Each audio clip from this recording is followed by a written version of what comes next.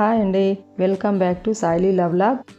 ఇవాల్టి స్పెషల్ పాల ఓలిగలు ఎవరు చేసినా చాలా పర్ఫెక్ట్గా వచ్చి తీరుతాయండి.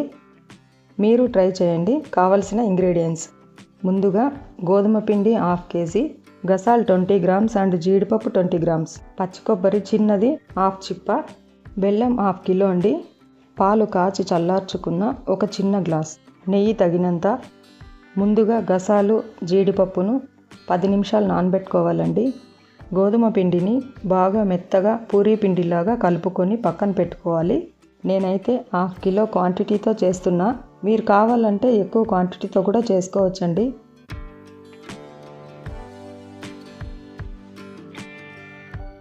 ఇప్పుడు నానబెట్టుకున్న జీడిపప్పు గసాలు పేస్ట్ చేసి పక్కన పెట్టుకోవాలండి.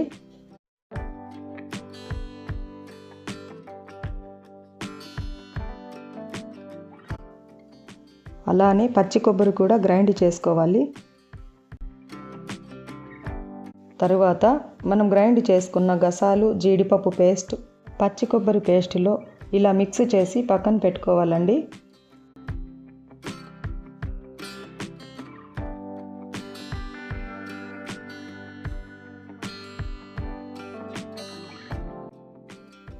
ఇప్పుడు మనం కలుపుకున్న పిండిని చిన్న చిన్న ఉండలు చేసుకొని పూరీలు లాగా చేసి పక్కన పెట్టుకోవాలండి.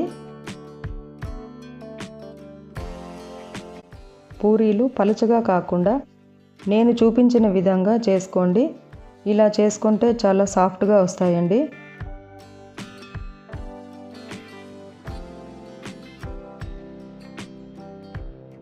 స్టవ్ పైన ఆయిల్ పెట్టి ఇలా పూరీలన్నీ కాల్చుకొని పక్కన పెట్టుకోవాలి.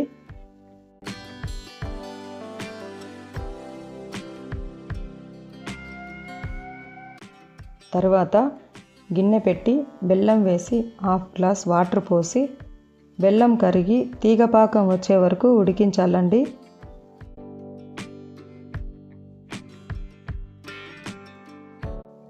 తరువాత ఇలాచీ పౌడర్ కూడా వేసుకోవాలండి. ఇక్కడ చూపించిన విధంగా తీగపాకం వచ్చేలా చూసుకోండి. ఆ తరువాత గ్రైండ్ చేసి కలిపి పెట్టుకున్న కొబ్బరి పేస్టుని ఈ పాకంలో కలిపి 5 మినిట్స్ ఉడికించాలండి. కొద్దిగా థిక్నెస్ వచ్చేదాకా ఉడికించాలి. ఇప్పుడు 4 టేబుల్ స్పూన్స్ నెయ్యిని యాడ్ చేయాలి. నెయ్యి వేస్తే చాలా ఫ్లేవర్గా వస్తుందండి. పక్కన పెట్టుకున్న చిన్న గ్లాస్ పాలు కూడా వేసి మిక్స్ చేసుకొని 2 మినిట్స్ ఉంచి దించి పక్కన పెట్టుకోవాలండి. తరువాత మనం చేసుకున్న పూరీలను ఒక్కొక్కటిగా ఈ పాకం పేస్ట్లో నేను చూపించిన విధంగా చేసి పక్కన పెట్టుకోవాలండి. ఈ పాల ఓలిగలు ఫ్రిడ్జ్లో పెట్టుకుంటే 1 వీక్ అయినా ఉంటాయండి. ఇలా ఒక్కసారి ట్రై చేయండి. చాలా ఈజీగా అండ్ టేస్టీగా కూడా ఉంటాయి. ఇది చాలా హెల్తీ ఫుడ్ అండి. అందరూ ట్రై చేయండి. మీకు ఈ వీడియో నచ్చితే లైక్ చేయండి, సబ్స్క్రైబ్ చేసుకోండి. నెక్స్ట్ వ్లాగ్లో కలుద్దాం.